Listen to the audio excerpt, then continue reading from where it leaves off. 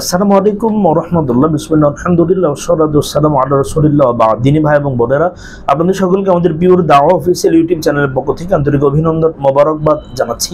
আপনাদের সকলের সুস্বাস্থ্য কামনা করে আপনাদের থেকে প্রাপ্ত গুরুত্বপূর্ণ জিজ্ঞাসার জবাব নিয়ে আপনাদের সামনে উপস্থিত হয়েছি। একজনের প্রশ্ন, মুহতারাম, কবরের উপরে ঘর নির্মাণ করার ব্যাপারে ইসলামের নির্দেশনা জানালে উপকৃত হব। কবরের উপরে ঘর নির্মাণ করা একটি নিকৃষ্ট বিদআহ।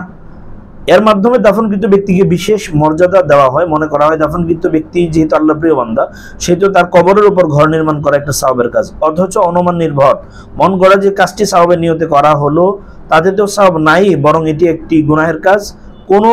কেননা কবরের উপর ঘর বানাতে রাসূলুল্লাহ সাল্লাল্লাহু আলাইহি ওয়াসাল্লাম নিষেধ করেছেন। রাসূলুল্লাহ সাল্লাল্লাহু আলাইহি ওয়াসাল্লাম কর্তৃক নিষিদ্ধ কাজকে সওয়াবের কাজ মনে করাই তো চরম অপরাধ, আর বাস্তবে ঘর বানিয়ে ফেলা তো আরো জঘন্য অপরাধ। হাদিসে জাবির ইবনে আব্দুল্লাহ রাদিয়াল্লাহু তাআলা বর্ণনা করেন, নাহা রাসূলুল্লাহ সাল্লাল্লাহু আলাইহি ওয়াসাল্লাম আন্না ইউজাশশাল কবরু ওয়া আইয়ুকাদ আলাইহি ওয়া আইয়ুবনা আলাইহি।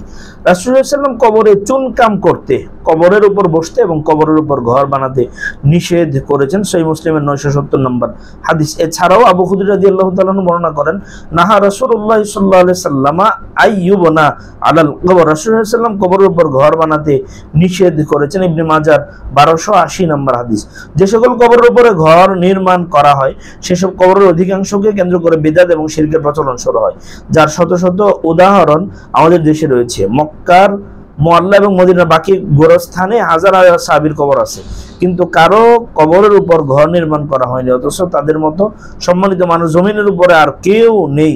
উল্লেখ্য যে প্রশ্ন হতে পারে, রাসূলুল্লাহ সাল্লাল্লাহু আলাইহি ওয়াসাল্লামের কবরের উপর তো ঘর রয়েছে, এটা কি করে জায়েজ হলো? উত্তরে বলা হবে, রাসূলুল্লাহ সাল্লাল্লাহু আলাইহি ওয়াসাল্লামের কবরের উপর ঘর রাসূলুল্লাহ সাল্লাল্লাহু আলাইহি ওয়াসাল্লামকে দাফনের পর নির্মাণ করা হয়নি, বরং পূর্ব থেকে এখানে ঘর নির্মিত ছিল। কেন রাসূলুল্লাহ সাল্লাল্লাহু আলাইহি ওয়াসাল্লামকে আয়েশা রাদিয়াল্লাহু তাআলা আনহার ঘরে দাফন করা হয়েছে। উমাইয়া খলিফা প্রথম ওয়ালিদের সময় যখন মসজিদে নববীকে সম্প্রসারণ করা হয়, তখন রাসূলুল্লাহ সাল্লাল্লাহু আলাইহি ওয়াসাল্লামের কবরকে মসজিদে নববীর ভেতরের অংশ করা হয়।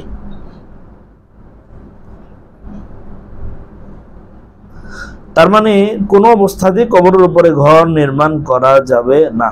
আল্লাহ তাআলা আমাদেরকে সহিহ বুঝ দান করুন। আমিন।